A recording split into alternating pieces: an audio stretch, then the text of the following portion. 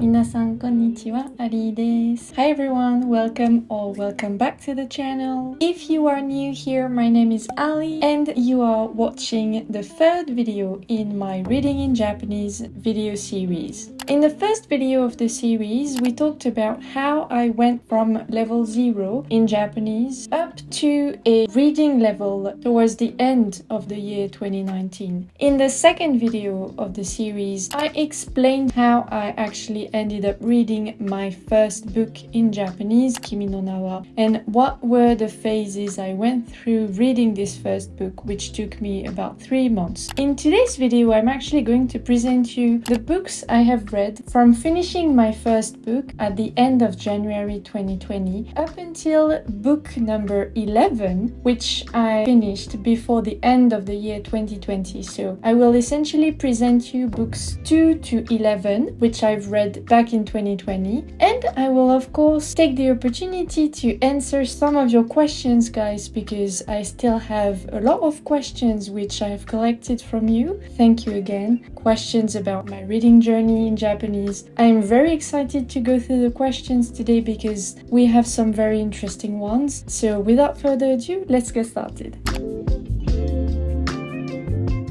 I do think that telling you guys where I was in terms of mindset after reading this first book is also probably important for you to understand, because my mindset definitely impacted my beginner reading journey, you know what I mean? So I remember that I felt relieved that I was able to finish that first book because there were lots of doubts during that reading journey. I went through a few phases and some of those phases involved doubts about whether or not I would actually be able to finish the book. So definitely I was relieved to in fact finish reading that book. I was also feeling, of course, proud of myself for reading a first book in Japanese, because this was one of my goals all along. So being able to complete that goal, even though it was really arduous and even though it strained me a lot, I felt really proud of myself for achieving it. And then I also felt a lot of focus, because from finishing that first book, I was then able to understand where my reading journey in Japanese would probably take me. I was able to see clearly what it would take from me to be able to reach fluency in reading in Japanese. Because I guess before reading that first book, my vision of it was a bit blurry. I didn't know what it would entail exactly to actually be able to read in that language. That's something that is quite hard to explain, I think, because it's pretty much individual to each of us what it would take from you watching this. Reading a book is not exactly what it takes from me. So I'm talking about focus, I'm talking about brain juice, I'm talking about concentration levels and making sure that you quiet your mind and you're exactly focused on what you're reading. This process, I think, is different for everyone, and I guess that after reading my first book, I myself understood what kind of focus I needed. So I was feeling more focused, and I guess the last emotion I had was eagerness, because I was eager to continue reading. I had a lot of books piled up even then that I wanted to read, and so I was eager to just,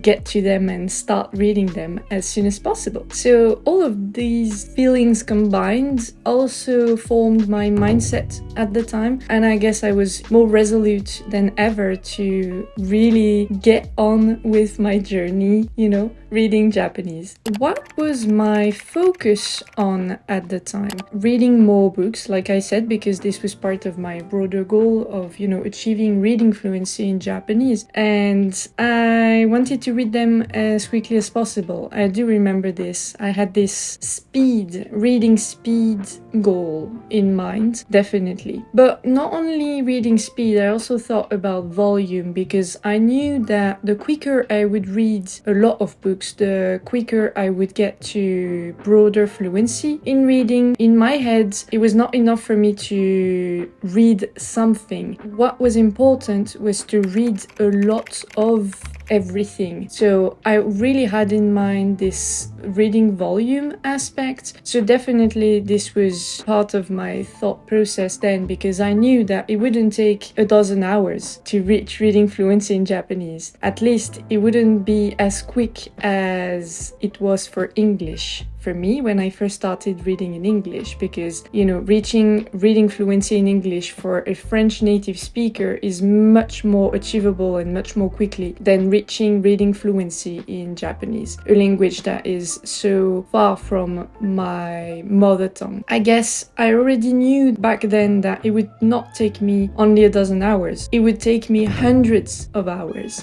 if not thousands. So I was priming myself, I guess, getting myself ready for this long journey of reading in Japanese. And not only in terms of reading volume, also in terms, like I said, of reading variety, reading materials variety, because I knew I had to read a lot and a lot of everything. So really, I had all of that on my mind at the time when I first started. How do you decide what to read? And especially, how did I decide then what I would read after reading my first book? So I explained in my last video in this series how I chose my first book, Kimi no Na wa, and what were the reasons behind that choice in particular. But then after that first book, I think this is definitely interesting for you guys to know how I chose the next one. I would say that during that first year of reading, I was not entirely focused on what others were reading, and I was really focused on finding things that were fitting a special interest of mine, whatever it was. So at the time, the special interest element was very important for me, because I knew that I needed that to push through the difficulties of reading immersion at the start, and I needed that to maintain my motivation to read consistently. So the special interest elements I had were history. I was interested in history, essentially because I did not know much about Japan's history and Asian history in general, and I thought that if I could read about that in Japanese, that would be perfect, because that would be the most fitting. So that was my thought process then. Then I, of course, was interested in fiction stories, which I loved. So you'll see that in the list there is Harry Potter, for example. So you understand where I'm going with this. And then I was also interested in fantasy, and I'm still interested in fantasy. So those three things I remember were my special interests at the time. So knowing that, I specifically looked for books that would fit either or all three of these special interests. Another reason was volume. I wanted to read as much as possible. I then figured that I should focus on books that would be relatively quick for me to read, even though that did not really verify itself, you'll see, because I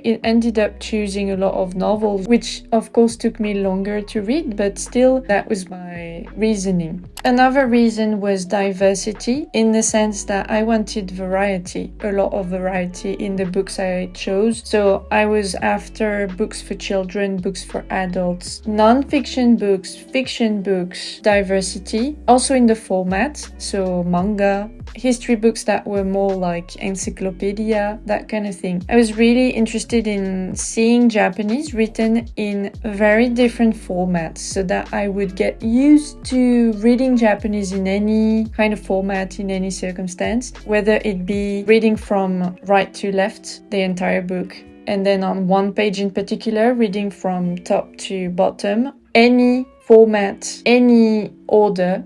I wanted to get used to this because at the time I distinctly remember that this was, of course, still very difficult for me to integrate, and my brain would hurt thinking about this. I was, of course, not used to any of this. So I knew that I deliberately had to focus on diversity in my reading materials, so that was also part of my reasoning. And then the last reasoning element in the list was books with and without furigana on the kanji. So so the readings on the kanji characters. I knew that at the start I really needed to have the furigana on the kanji, just because otherwise it was pretty much impossible for me to get through any reading material in a reasonable amount of time. I was ready to put in a lot of efforts, but not to that level, at least at the start. But then I knew that as soon as I would start feeling comfortable kind of with reading kanji on my own, and of course depending also on the actual studying I would do on the side, and also acquiring kanji through active studying, I knew that at some point I would need to push myself to read without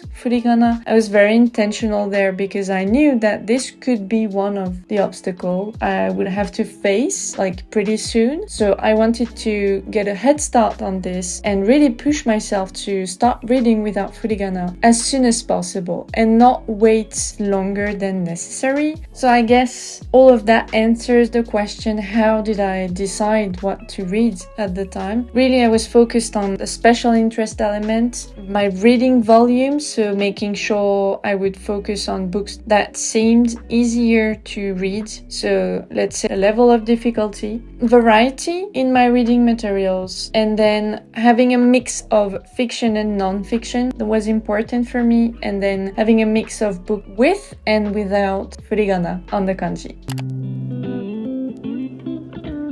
Which leads me to presenting you guys the books I read after reading my first book, Kimi no Na wa. And I would be answering the question, how did you start reading at beginner level and what books did you use for those levels? So about how I started reading, you can definitely watch videos 1 and 2 in this video series. However, I did not yet answer what books I used for those levels. So let me present you now, guys, the books I have read in 2020.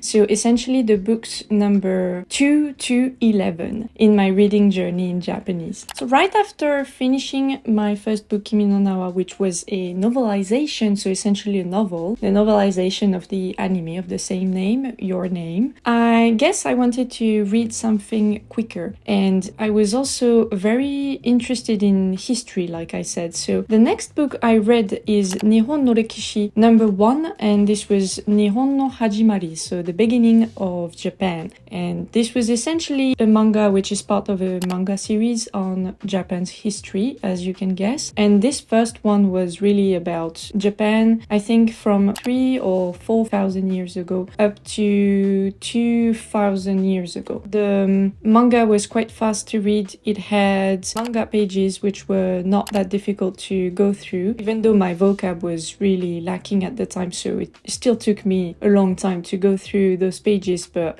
there were pages that contained a lot of explanations, so really sort of history lessons, really shrink down to the most useful information, and those pages took me even longer to read. All in all, I really enjoyed reading that. It was very different from, of course, the Your Name novelization that I had read just before that, and I was happy to read something that was aimed for Japanese children because I really wanted to see what it was like, so this was my first go at it. The third book I read is a novelization of the anime Tenki no Ko. I think in English is Weathering with You. This one is again based on an anime by Makoto Shinkai, the same author as Kimi no Na wa, Your Name. And I did not enjoy my reading as much as when I read Kimi no Na wa. I didn't know the story. I hadn't seen the anime first before reading the book. I saw the anime afterwards to kind of check on whether or not I had understood the book properly and I had understood the story properly, which I remember was,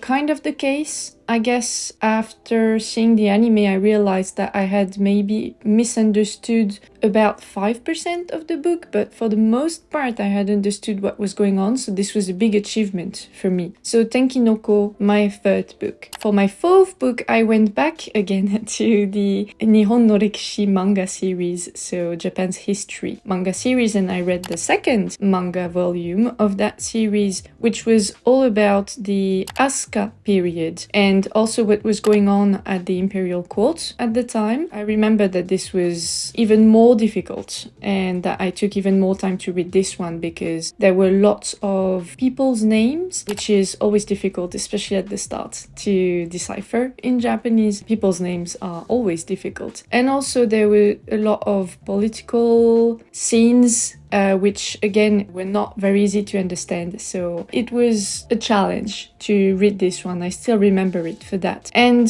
the last theme of that volume in particular was the emergence of Buddhism in Japan at the time. The fifth book I read was O Kamikodomo no Ame to Yuki, and this one also has an anime, and I'm not sure which one came first. I think the book came first and then the anime was made based on the book, but I would need to check that. In any case, again, I didn't see the anime first. I read the book first and then watched the anime to make sure I understood what the story was about. This book I really enjoyed. In fact, I think this was a 5-star. The story itself was much more enjoyable than the Tenkinoko story and even the Kimi no Nawa story. I felt much more touched by the characters and what they were going through. If you don't know the story, I will not spoil it for you guys, so if you're interested, please take a look at that. I would definitely recommend it. This was quite sad, but at the same time just very touching in general. And interestingly, even though it was fantasy, technically, it read like something that was extremely real. Again, I don't want to spoil you anything, but just in terms of character development and what the characters were saying and how they thought,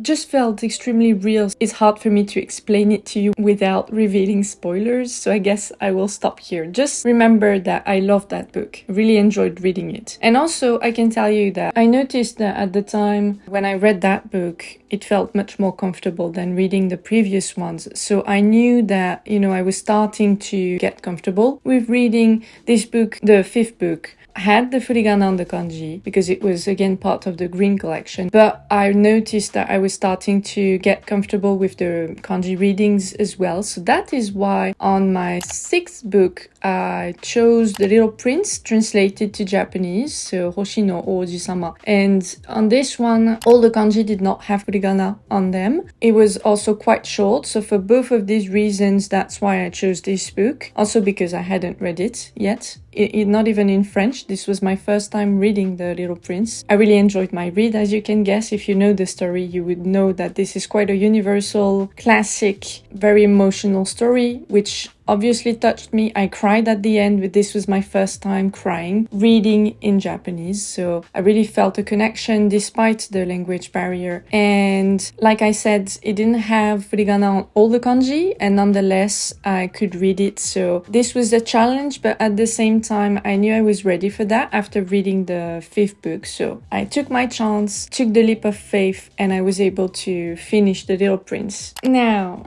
coming on to the interesting part, I think, because from book 7, I definitely took the route of the challenge with my reading. So my 7th book was an even bigger leap of faith, and I read Konbini Ningen in Japanese, so Convenience Store Woman, a proper novel without furigana on the kanji, aimed for adults. And even though this novel is not very long and overall not that complicated to understand, still it was a big challenge for me to read that novel at that point in time for me, because I was not even N3 level properly. I was still studying for level N3 at the time, so definitely it was early for me to read that novel. And I think I understood probably 60 to 70% of the novel. Some passages I didn't quite understand, and I would have to read it again, in fact, to check my understanding of it. So definitely comprehension was a challenge with that one. Reading was a challenge with that one because, again, it had no furigana on the kanji, so I had to really try, literally, test out my understanding of kanji characters. Reading that book was also when I started my reading aloud practice, because I hadn't done it that much up until that point. I had tried, I think, with Tenkinoko and O Kamikodomo no Ame to Yuki,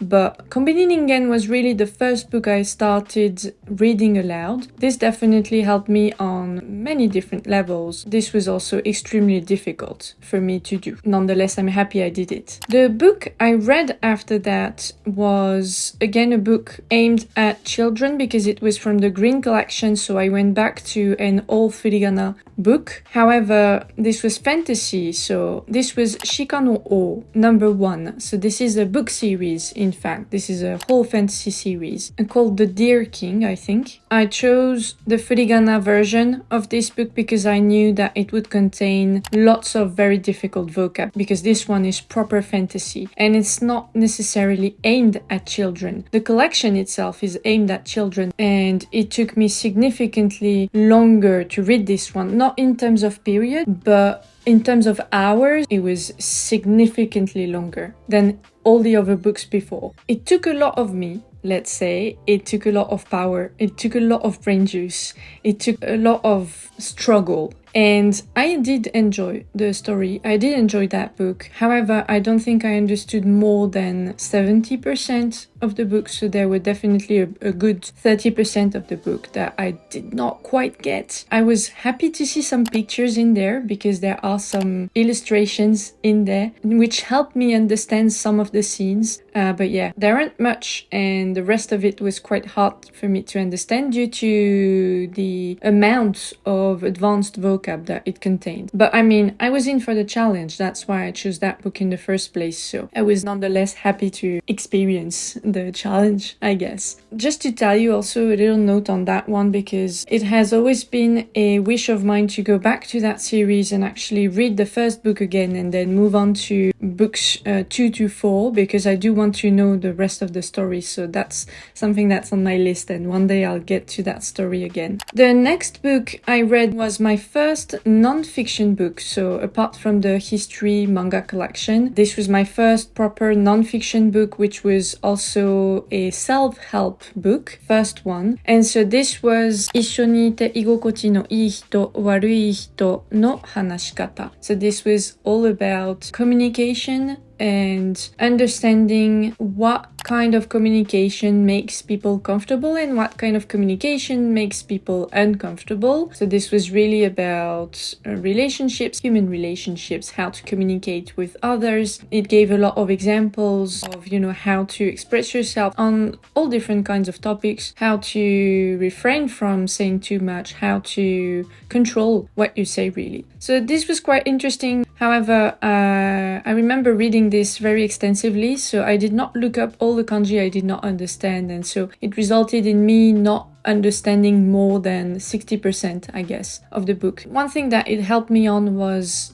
forming my sentences better in Japanese, in spoken Japanese, because it had a lot of example sentences in there. So I guess this was useful for me at the time because I was still a beginner at spoken Japanese. And when I read this book, this was around July and August, and I remember that at the time I also started my conversation lessons in Japanese. So all of that combined, reading that book helped me with formulating my own sentences. Definitely this was a good read for that. Otherwise, I wouldn't really recommend it. That's just your average self-help book. Honestly, I wouldn't really recommend it. The next book I read is, lo and behold, Harry Potter. The first one, The Philosopher's Stone, so Kensha no Ishi. This one took me exactly a month to read because it was part of a Halloween reading challenge with my friend Konami at co-studygram on Instagram. It was a great experience reading that along with everyone, so everyone had a different book to read, but nonetheless we were all reading at the same time, let's say, so the energies were really great on that month in October 2020, and I was so delighted to read Harry Potter in Japanese. You have no idea. I have also read it in English at the start of my reading journey, really, in English, and then I went on to read all of the Harry Potter books in English, I think 3 times over. So really it was a big milestone in my English reading fluency journey. So I guess I wanted it to be a big milestone in my Japanese reading fluency journey as well. I was very happy to be able to start it right at the start on my first year of reading in Japanese, and really I enjoyed every second of it. I was happy to, learn all of these fantasy related words, how to say a magic wand, how to say, the astronomy tower, how to talk about Hagrid's hut, how to talk about the Forbidden Forest, all of that. I was happy to learn in Japanese, even though it's not useful to me at all. It just gave me a lot of joy. So great experience overall. And then finally in 2020, the last book I read is once again a history related book, and this is Sekai no Rekishi Jinbutsu Jiten, and this was an encyclopedia of historical figures of the world, ranging from Caesar to Cleopatra to Marie Antoinette to Thomas Edison to Jesus, I think was in there too. Really a range of people that made world history. It was really interesting, let's say, to read this. It took a lot of brain juice from me because it was quite hard to understand, some of the parts, some of the pages were really hard to grasp. I guess my comprehension was not great on all of the pages because some of them really contained a lot of advanced vocab. It contained all the furigana and the kanji, but I guess it was not only that, it was just that pretty much all of the vocab words that came up in that book were new to me at the time. Can you imagine? After reading 10 books already, all of that vocab was still new to me, so I guess it humbled me. I thought I was at a good place already with my reading, and then I read that one and I remember thinking, oh, okay, so I guess I'm only at the start then.